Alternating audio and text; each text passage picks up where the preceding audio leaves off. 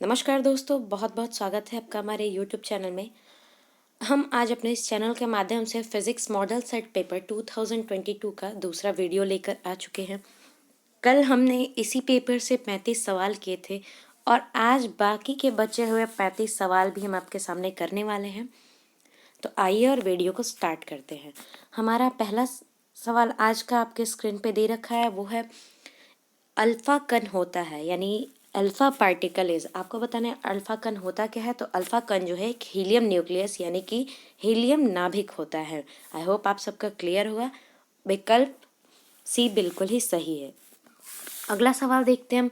प्रेषण एंटीना की पारस D, TV प्रेषण टावर की ऊंचाई एच और पृथ्वी की त्रिज्या आर के बीच संबंध होता है। The relation among the range of transmitting antenna D, height of TV transmission tower H and radius of the earth R is. तो विकल्प बी यानी कि option B D is equal to √2HR बिल्कुल ही सही आंसर है।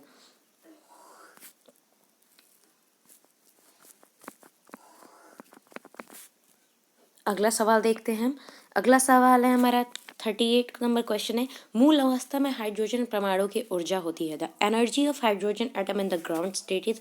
ये सबको पता होना चाहिए। ऑप्शन डी बिल्कुल सी है, -13.6 इलेक्ट्रॉन वोल्ट यानी कि विकल्प डी बिल्कुल ही सही है इसके लिए। अगला सवाल हम देखेंगे और अगला सवाल है हमारा। जब अपद्रव्य को नैज अर्धचालक में मादित किया जाता है तब अर्धचालक की चालकता when an impurity is doped in an intrinsic semiconductor its conductivity। आपको बताना है कि किसी भी इंट्रिंसिक सेमीकंडक्टर में जब हम किसी इम्प्योरिटी को मिला देते हैं तो उसकी जो चालकता होती है उसके साथ क्या होता है। तो बिल्कुल ही कॉमन सा आंसर होगा, बढ़ जाती है, यानी विकल्प ए बिल्कुल ही सही है। अगला सवाल देखेंगे हम। नॉर गेट का बुलियन व्यंजक होता है। आपको बताना है नॉर गेट का बुलियन व्यंजक क्या होता है। तो बिल्कुल ही आप सबको पता होना चाहिए। ऑप्शन सी बिल्कुल सही है। और यहाँ पे एक चीज़ ध्यान देने वाली है कि अगर नॉर के जगह आपसे और गेट पूछता है तो हमारा आंसर क्या होगा। तो और गेट के लिए जो हमारा आंसर होगा वो सेम हो जाता है, थोड़ा सा बस फर्क होता है, A+B=Y हो जाता है। आई होप आपका क्लियर होगा। अगला सवाल हम देखते हैं और अगला सवाल हमारा है। अर्धतरंगी दृष्टिकरण में 50 हर्ट्ज के निवेश आवृत्ति के लिए निम्नलिखित में से कौन सही निर्गम आवृत्ति है। Which of the following is the correct output frequency for frequency of 50 hertz in half wave rectification. आपको बताना है तो इसका आंसर जो है बिल्कुल ही ऑप्शन बी यानी विकल्प बी बिल्कुल सही है, 50 हर्ट्ज ही होता है। अगला सवाल देखेंगे और अगला सवाल हमारा 42वां है। द्विआधारी संख्या 11110 द होल 2 का दाशमिक संख्या निम्नलिखित में कौन है। आपको बताना विच of the following is decimal number of binary number. आपके सामने एक बाइनरी नंबर दे रखा है जिसका हमसे डेसिमल नंबर पूछा जा रहा है। तो इसका डेसिमल जो होगा हमारा 30 पावर ऑप्शन बी बिल्कुल ही सही होगा आपका, यानी विकल्प बी बिल्कुल सही है। अगला सवाल देखते हैं और अगला सवाल हमें इलेक्ट्रॉन का आवेश होता है। Charge on electron is. Electron पे कितना चार्ज होता है तो ये सबको पता है, 1.6 × 10⁻⁻19 कूलम होता है। यानी विकल्प हम देख लेते हैं किसमें हमारा है, 1.6 × 10⁻⁻19 कूलम इलेक्ट्रॉन के लिए पूछा जा रहा है। आगे देखेंगे हम। अगला सवाल हमारी स्क्रीन पे है। एप्सिलॉन के बराबर होता है। एप्सिलॉन कितने के बराबर होता है तो ये सबको पता होना चाहिए, 8.854 × 10⁻⁻12 कूलम्ब स्क्वायर पर न्यूटन पर मीटर स्क्वायर होता है। यानी कि विकल्प कौन सा विकल्प है आप एक बार खुद से बताएं। विकल्प सी बिल्कुल ही सही है हमारा।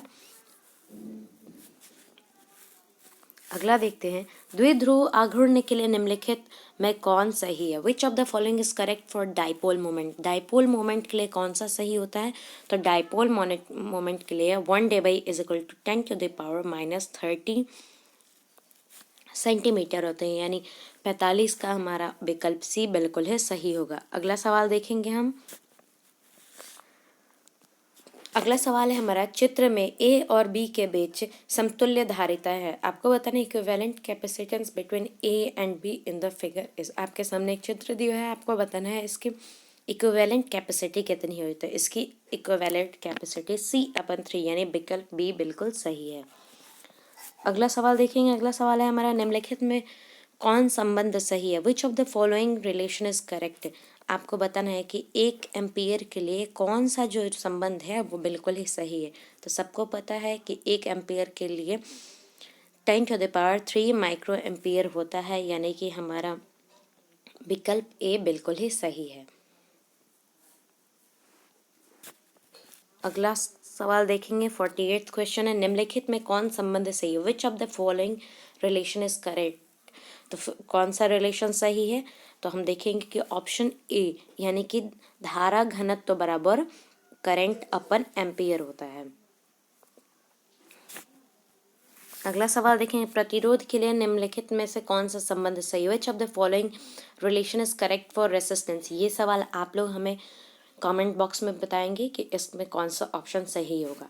अगला सवाल देखते हैं हम। चित्र में आई का मान होगा, यहाँ पे आपको करंट का मान बताना है। आपके सामने एक फिगर दे रखा है, तो आई की वैल्यू जो है वो कितनी होगी? तो आपको क्लियर दिख रहा होगा कि आई की वैल्यू जो है 40 एम्पियर होगी, यानी विकल्प सी बिल्कुल ही सही है। 40 एम्पियर इसका आंसर होगा। 51वां सवाल देखते हैं। विभव मापी से निम्नलिखित में कौन मापा जाता है? Which of the following is measured by potentiometer? Potentiometer से किसको मापा जाता है? तो सबको पता है ईएमएफ ऑफ द सेल, यानी सेल का ईएमएफ। विकल्प सी बिल्कुल ही सही होगा। अगला सवाल है, 1 किलोवाट आवर इज के बराबर है। 1 kilowatt hour is equal to 1 kilowatt hour किसके बराबर होता है? तो ये भी बिल्कुल कॉमन सा सवाल है। 3.6 इंटू 10⁶ जूल, यानी विकल्प सी हमारा बिल्कुल ही सही होगा। अगला सवाल देखते हैं। 1 टेस्ला इज, 1 टेस्ला कितना होता है? तो 1 टेस्ला जो है हमारा 1 वेबर/मीटर स्क्वायर, यानी कि विकल्प बी हमारा बिल्कुल ही सही होगा। अगला सवाल देखेंगे हम। अगला सवाल हमारा, चुंबकीय फ्लक्स होता है, यानी कि मैग्नेटिक फ्लक्स कितने के बराबर होता है? तो मैग्नेटिक फ्लक्स जो है हमारा phi is equal to vector B into vector A होता है। और ये देखेंगे हम कि कहाँ दे रखा है, तो ये हमारा ऑप्शन ए बिल्कुल ही सही है।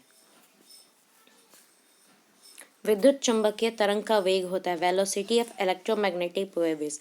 इलेक्ट्रोमैग्नेटिक वेव की वेलोसिटी जो है c is equal to 1/√μ0 into epsilon naught, यानी कि विकल्प बी हमारा बिल्कुल ही सही है। आंसर सब नोट करते चलेंगे। फोटोन की ऊर्जा होती है, energy of photon is equal to, तो एनर्जी ऑफ फोटोन जो है E is equal to H into V, यानी विकल्प ए बिल्कुल सही है हमारा। अगला सवाल देखते हैं हम। 1 इलेक्ट्रॉन वोल्ट के बराबर होता है। 1 electron volt is equal to, 1 electron volt कितने के बराबर होता है? तो 1 इलेक्ट्रॉन वोल्ट 1.6 इंटू 10⁻⁻19 जूल के बराबर होता है, यानी कि हमारा विकल्प ए होगा। 58वां सवाल देखते हैं। निम्नलिखित में कौन सही है? Which of the following is correct? आपको बताना है कि इनमें से सही कौन सा है। तो बिल्कुल ही हमें सीधे सीधे तौर पे दिख रहा है ऑप्शन ए बिल्कुल ही सही है, हमारा विकल्प ए होगा इसका आंसर। अगला सवाल देखेंगे। द्विआधारी योग के निम्नलिखित में कौन सही नहीं है? Which of the following is not correct for binary addition? Binary addition के लिए कौन सा सही नहीं है? तो विकल्प डी आपको दिख रहा होगा। 1+1 is equal to 1 binary addition में नहीं होता है, यानी कि हमारा विकल्प डी होगा।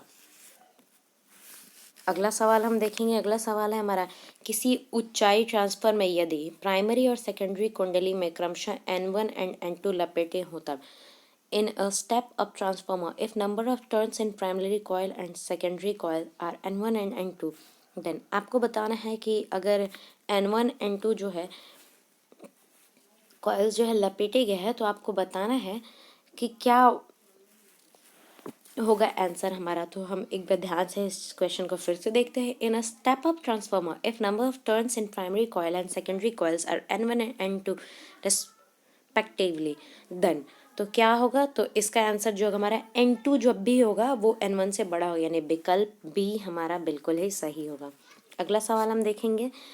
61वां सवाल है, हाइड्रोजन वर्णक्रम की कौन सी श्रेणी दृश्य भाग में पड़ती है? Which series of hydrogen spectrum lies in visible region? तो बैल्मर सीरीज यानी बामर श्रेणी होती है।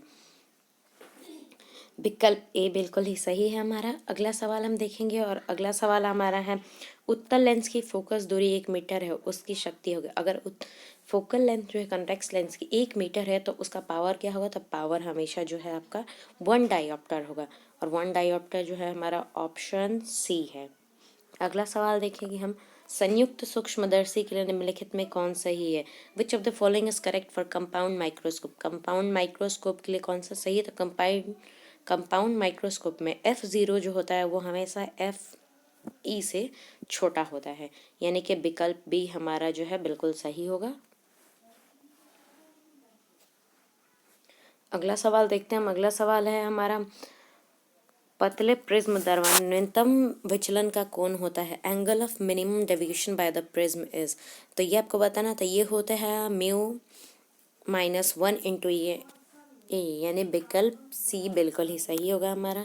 65वां सवाल है हमारा, प्रकाश के अपवर्तन में निम्नलिखित में कौन भौतिक राशि नहीं बदलती है। Which of the physical quantity does not change in refraction of light, तो रिफ्रैक्शन ऑफ लाइट में कभी भी फ्रीक्वेंसी यानी आवृत्ति जो है नहीं बदलती है, तो विकल्प डी हमारा बिल्कुल सही होगा। अगला सवाल देखेंगे हम, यदि हवा में प्रकाश का वेग va और पानी में प्रकाश का वेग vw हो तो if velocity of light in air is va and velocity of light in water is vw then, तो ये रिलेशन क्या होगा, तो इसमें जो va होगा वो हमेशा vw से ज़्यादा होगा, यानी विकल्प बी होगा हमारा। अगला सवाल देखते हैं, जल के लिए क्रांतिक कोण होता है, जल का क्रांतिक कोण क्या होता है, तो सबको पता होना चाहिए 48.75 डिग्री होता है, यानी कि विकल्प डी हमारा बिल्कुल सही आंसर होगा। अगला सवाल देखते हैं, रचनात्मक व्यक्तिकरण के लिए कालांतर होता है। रचनात्मक व्यक्तिकरण के लिए कालांतर क्या होता है, तो रचनात्मक व्यक्तिकरण के लिए phase difference for constructive interference is, तो phi is equal to 2n pi होता है, यानी विकल्प ए हमारा बिल्कुल सही है। अगला सवाल देखेंगे हमारा। अगला सवाल हमारा